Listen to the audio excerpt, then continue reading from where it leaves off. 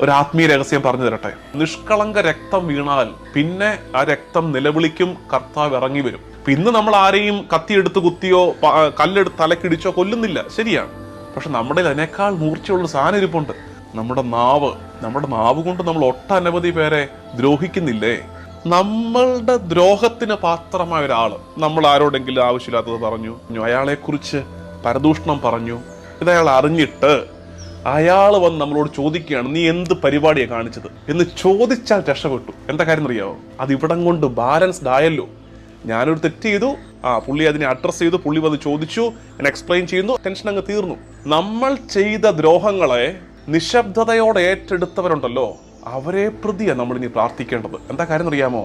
അവരുടെ നിശബ്ദത, അവരുടെ നിസ്സഹായതയാകട്ടെ, അവരുടെ ബലഹീനതയാകട്ടെ, അവരുടെ സംയമനമാകട്ടെ, ഇനി അവർക്കു വേണ്ടി യുദ്ധം ചെയ്യാൻ പോകുന്നത് ദൈവമായിരിക്കും.